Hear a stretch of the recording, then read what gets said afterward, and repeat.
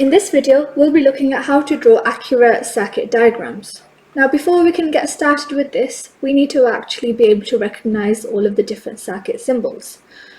Pause the video here and see if you can label any of the symbols that don't have a sticker over them. We're not going to concern ourselves with the ones that do. The first symbol over here is actually a cell, so let's label that. And then we have a battery directly underneath. It's really easy to get a cell and a battery confused because they do look similar, but you need to be able to recognize that they are actually two different components. Then we have a switch.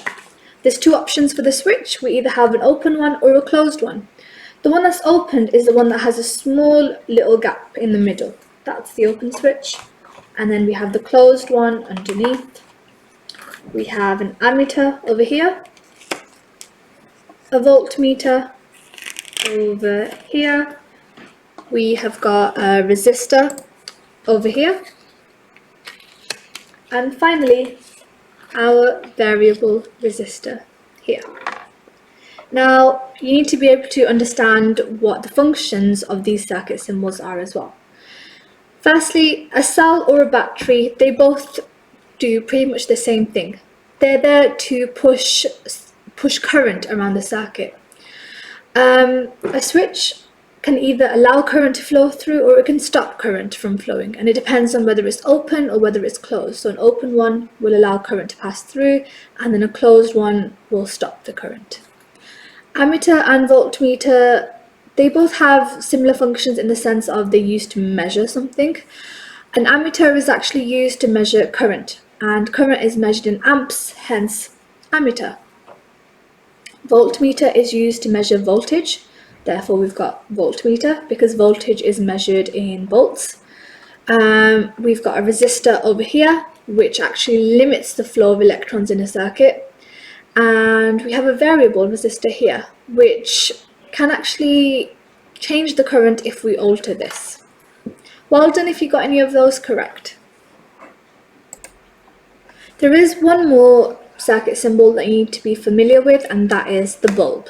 Now, a bulb is used to emit light. So when a circuit is switched on and there's current flowing, this bulb is responsible for emitting light or for giving out light. Let's get started with drawing a circuit diagram. Now, the important thing to note is you do need to use a ruler. Obviously, I'm going to be using a whiteboard, so I won't be using a ruler, but whenever you do this in an exam or at school, you need to make sure you're using both a ruler and a pencil for these diagrams.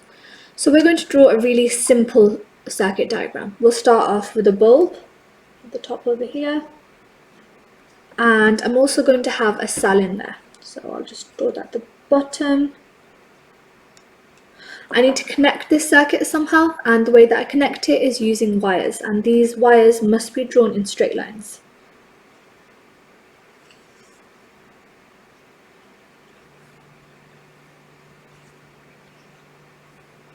And there you have a simple circuit. Because the circuit is connected, this bulb should actually light up. Obviously, if we had a real one in front of us, then it would. Now it's your turn. Pause the video and see if you can draw a simple circuit which consists of the following components: cell, bulb, and a switch. Let's see if you got that correct. So the first thing I'll draw is my cell. I can have my switch at the bottom. I'm going to draw an open switch, but it's okay if you drew a closed one as well. And then I'll just have my bulb right next to it, and I'll just connect it to my cell.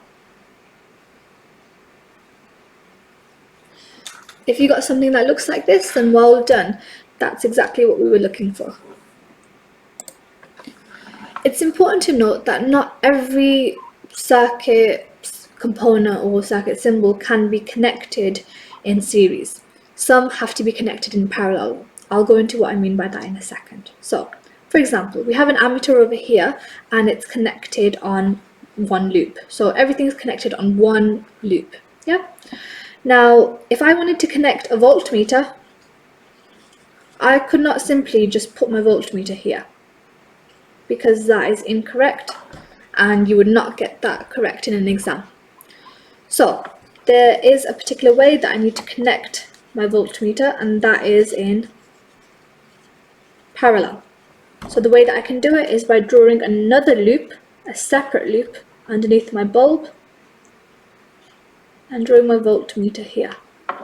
That is now correct. One more point that I'd like to make is that the only reason that this circuit would work and the bulb would actually turn on is because this circuit is complete. If this circuit was incomplete, the bulb wouldn't light up and the circuit would not work. What I mean by that is there could be a breakage. So for example, if I put a little break over here between the two wires, current can't actually pass through from the end of this wire to this one, and that's because there's a breakage.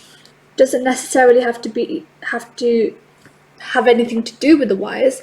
It can actually just be something being broken, like an ammeter that might be broken, and if it's broken, that means that current can't pass through. Okay. To summarize the video, we've got a few key points that I'd like to make.